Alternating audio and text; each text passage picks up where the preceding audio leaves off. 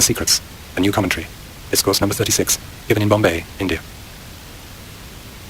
The first question. We have always heard that Tantra is basically concerned with sex energy and sex-centered techniques. But you say that Tantra is all-inclusive. Is there any truth in the former standpoint?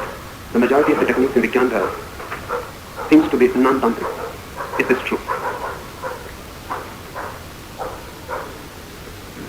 The first thing is to understand sex energy. As you understand it is just one fragment of life force. But as Tantra understands it, it is just synonymous with life. Not a part, not a fragment, life itself. So when Tantra says sex energy, it means life energy. And the same is true about Freudian concepts of sex energy. He was also very much misunderstood in the West. It appeared to people that he is reducing life to sex. But he was doing the same thing as Tantra has been doing for so long. Life is sex. The word sex is not confined to reproduction. But the whole play of life energy is sex. Reproduction is just a part of that whole play. Wherever two energies are meeting, negative and positive, sex has entered. It is difficult to understand. For example, you are listening to me. If you ask Freud, or if you ask Tantra masters, they will say that listening is passive, feminine. Speaking is male. Speaking is penetrating you, and you are receptive to it. Between a speaker and a listener, a sex act is happening. Because the speaker is trying to penetrate you, and the listener is receiving. The energy in the listener has become feminine. And if the listener is not feminine, there will be no fun of listening. That's why the listener has to be totally passive. He should not think while listening, because thinking will make him active. He should not go on arguing with him, because argument will make him active. While listening, he should be simply listening, not doing anything else. Only then the message can penetrate, and the message can become illumined. But then the listener has become feminine. Communication happens only when one party has become male and another party has become female. Otherwise, there can be no communication. Wherever negative and positive meet, sex has happened. It may be on the physical plane. Positive and negative electricity meet. Sex has happened. Wherever polarities meet, opposites meet, it is sex. So sex is a very wide, a very spacious term. It is not concerned with only reproduction. Reproduction is only one type of phenomena which can be included into sex. And Tantra says when inside you, the ultimate bliss and ecstasy comes, it means your own positive and negative pole have come to a meeting. Because every man is man and woman both. Every woman is man and woman both. Because you are born not only from woman or from man. You are born out of a meeting of the opposites. Your father has contributed, your mother has contributed. You are half your mother and half your father. And they both coexist within you. When they meet within, ecstasy happens. Buddha sitting under his Bodhi tree is in a deep inner orgasm. The inner forces have come to meet. They have melted into each other. Now there will be no need to seek a woman outside, because the meeting has happened with the inner woman. And Buddha is non-attached, detached to woman outside, not because he is against women. But the ultimate phenomena has happened within. Now there is no need. An inner circle has become whole. Now it is complete. That's why such grace comes to Buddha's face. The grace of being complete. It is lacking. A deep fulfillment has happened. Now there is no journey further. He has achieved the ultimate destiny. The inner forces has come to a meeting. Now there is no conflict. That is a sexual phenomenon. Meditation is a sexual phenomenon. That's why Tantra is said to be sex-based, sex-oriented. And all these 112 techniques are sexual.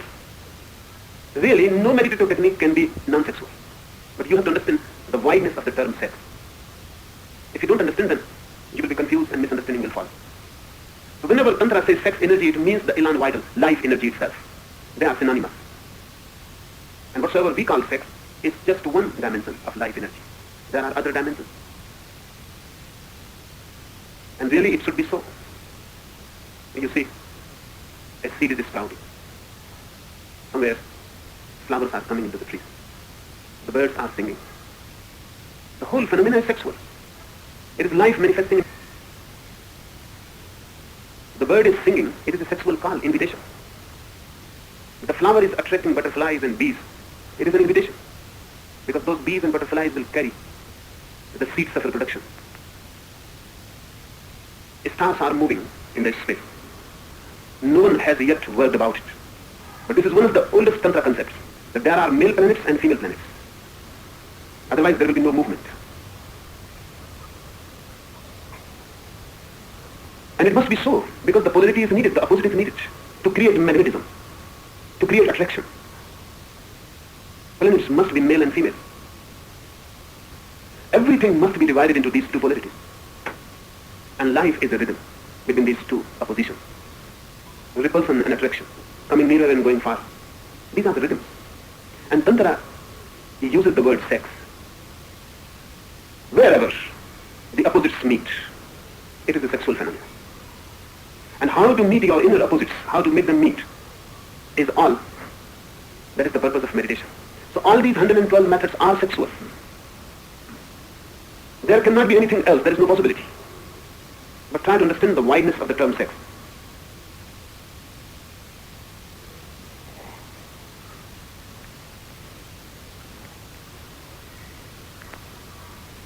Second question, you said that existence is a wholeness, that everything is related, that things are melting into each other, that the tree cannot be without the sun, and the sun also cannot exist without the tree.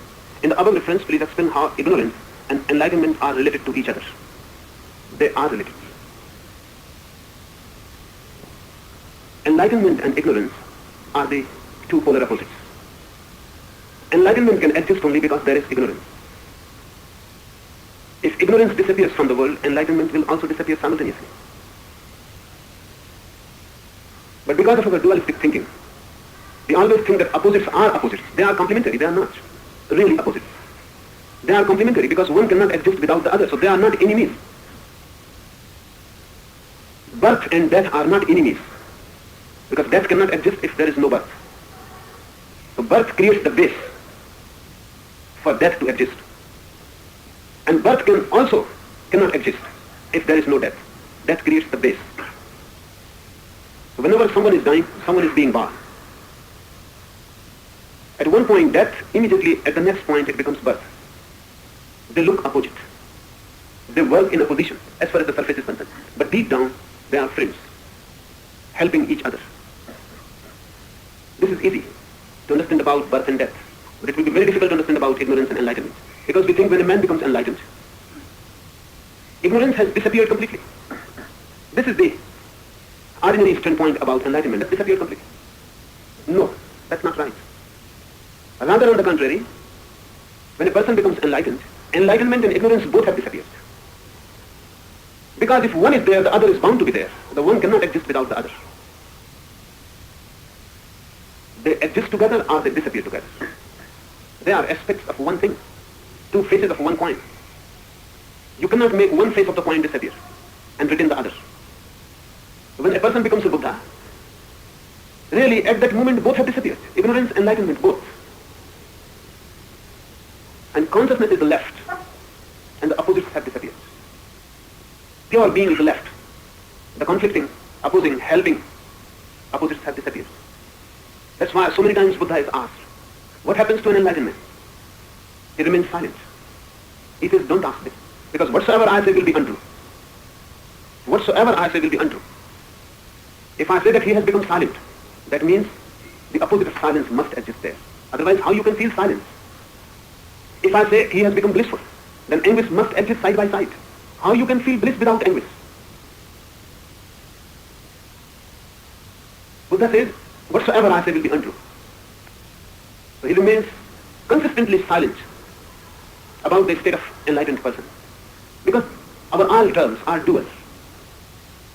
Whenever we say light, and if someone insists define it, how you are going to define it?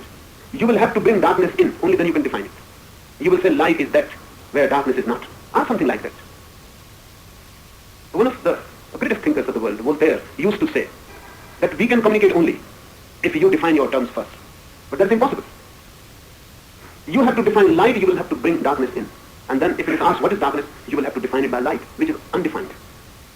All definitions are circular. They used to say, what is mind? The definition was not matter. And what is matter? And the definition was not mind. Both terms are indefined. And you are playing a trick with yourself. You define one term by another term which itself needs definition. Whole language is circular. And the opposite is necessary. The Buddha says, I will not say even that the enlightened person exists, because existence is possible only if non-existence is there present. So he will not say even this, that after enlightenment you exist, because existence has to be defined by non-existence. Nothing can be said then, because whole language consists of the polar opposites. That's why in the Upanishad it is said that if someone says, I am enlightened, no, well, he is not. Because how he can feel that he is enlightened? Some ignorance must have remained, because a contrast is needed. You write on a blackboard with white chalk. Black of the board, white will be the writing. You cannot write on a white board with white chalk. If you write, there will be no writing. The contrast is needed. If you feel that you are enlightened, that shows the blackboard is just there. Only then you can feel it. If really the blackboard has disappeared, the writing should have also disappeared. It happens simultaneously. So a Buddha is neither ignorant nor wise. He simply is. You cannot put him on any pole of the duality. Both the poles have disappeared. And when they disappear, how it happens? When both the poles meet, they negate each other and disappear. In another way, you can say Buddha is the most ignorant person and the most enlightened both. The polarity has come to its extreme point, and there has been a meeting, and the meeting has cancelled both. The minus and plus have come together. Now there is neither minus nor plus, because they cancel each other. The minus has cancelled the plus, and the plus has cancelled the minus. They both have disappeared. And the pure being is left. Innocent being is left. You cannot say it is wise, you cannot say it is ignorant. Or you can say it is both. Enlightenment means the point from where you jump into the non-dual. Before that point is duality. Everything is divided. Someone asks Buddha, who are you? And the last he says it is difficult to say. But the man insists. He said something must be said because you are. Something can be said because you are. Something meaningful can be asserted because you are. The Buddha says nothing can be said. I am. But even to say this leads me into untruth. Then the man takes another route. Then he starts asking, are you a man or a woman? Buddha says, it is difficult to say. Once I was a man, but then my whole being was attracted towards women. When I was a man, my mind was filled with women. And when women disappeared from my mind, my man also disappeared with them. Now I cannot say I don't know who I am, and it's difficult to define. When duality is no more, nothing can be defined. If you are aware that you have become wise, it means foolishness persists. If you think you have become blissful, it means you are still in the world, in the realm of anguish. If you say you feel a very deep well-being, a health, that means disease is still possible. The opposite will follow you. If you carry one, the other will follow. You have to drop both. And the dropping happens when the both meet. So the basic science of all religion is how to allow your inner opposites to meet so they disappear. And not a trace is left. You will disappear with the disappearance of the opposites. You will be no more there. You as you are. Something totally new and unknown. Something unimaginable will have come into being. That something is called Brahma. You can call it God. Buddha prefers the term nirvana. The word nirvana simply means cessation of all that was. Cessation of the past totally. And you cannot use your past experience and knowledge to define this new. This new is indefinable. Ignorance and enlightenment are also part of duality. For us, Buddha looks enlightened because we are in ignorance. For Buddha himself, he is none. It is impossible for him to think in duality, in terms of duality.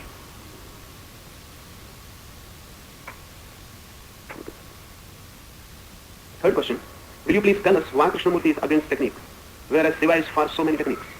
Being against techniques is simply one of the techniques. And not only Krishnamurti is using the technique that has been used many times before. It is one of the oldest techniques. Nothing is new about it. 2000 years before, Bodhidharma used it. He introduced in China what is now known as Chan or Zen Buddhism. He was a Hindu monk, a monk from India. He believed technique. Zen is based on no technique. Zen masters say if you do something you will miss. Because who will do? You. And you are the disease. And out of you nothing else can be born. Who will make the effort? Your mind. And your mind has to be destroyed. And you cannot destroy your mind by its help. So whatsoever you do, your mind will be strengthened more. So Zen says there is no technique, no method. There is no scripture. And there can be no guru. But the beauty is, Zen has created the greatest of gurus. And Zen masters have written the best scriptures in the world. And through Zen, thousands and thousands of people attained nirvana. And they say there is no technique.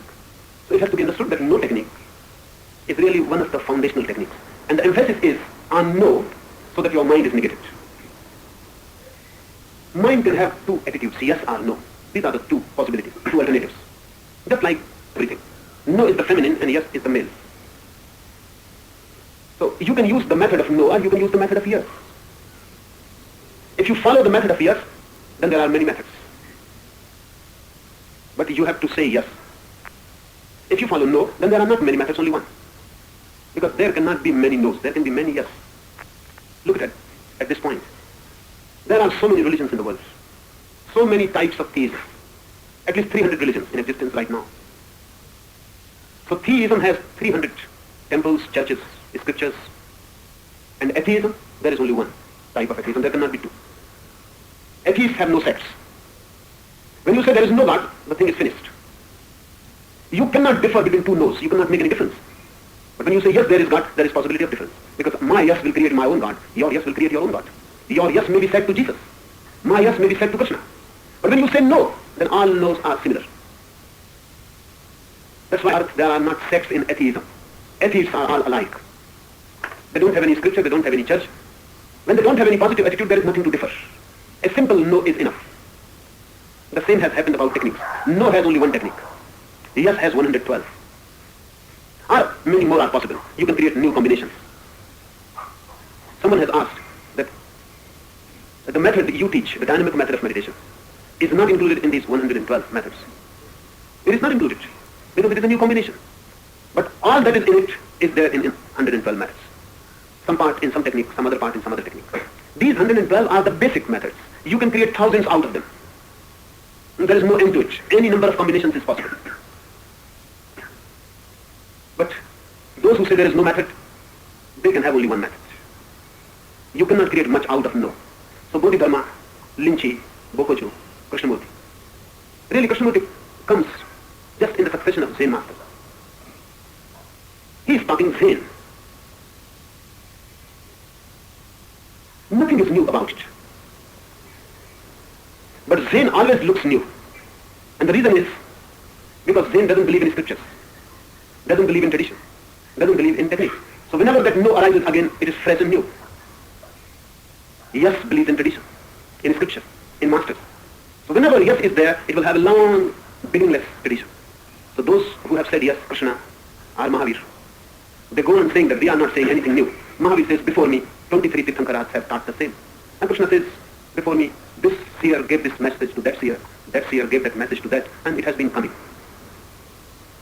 I am not saying anything new. Yes will always be old, eternal.